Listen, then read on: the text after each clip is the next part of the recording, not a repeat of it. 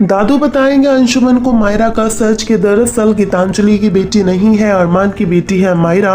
अंशुमन को लगेगा झटका। जी हाँ दोस्तों, स्टार प्लस का सीरियल रिश्ता क्या कहलाता है कब कमिंग ट्रैक काफ़ी धमाकेदार होने वाला है, जहाँ पे आप देखेंगे कि यहाँ अंशुमन जिसने ये डिसाइड किया है कि वो अब तक अबीरा से शादी नहीं करेगा जब तक वो पूगी का सच का पता नहीं लगा लेता।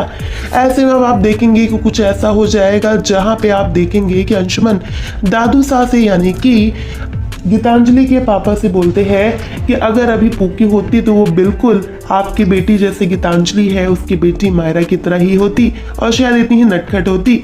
ऐसे में आप देखेंगे कि यहाँ दादू जो इमोशनल होते हैं और कहते हैं कि देखो तुम्हें भी यही लगता है ना कि गीतांजलि की कोई और नहीं बल्कि मायरा की माँ है।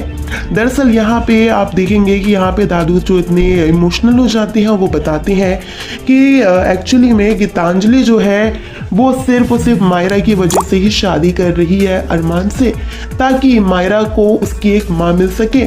ऐसे में अंशुमन ये बातें सुन के शॉक्ड होता है और कहता है कि मतलब गीतांजलि जो है वो मायरा की माँ नहीं है, मायरा की रियल मदर कोई और है।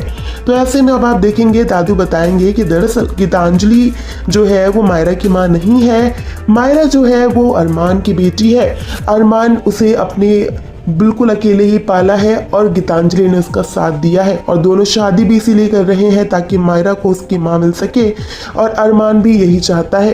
बस यहाँ पे अब हो जाएगा अंशुमन को शक अरमान के ऊपर और वो करवाएगा मायरा का और अबीरा का डीएनए मैच।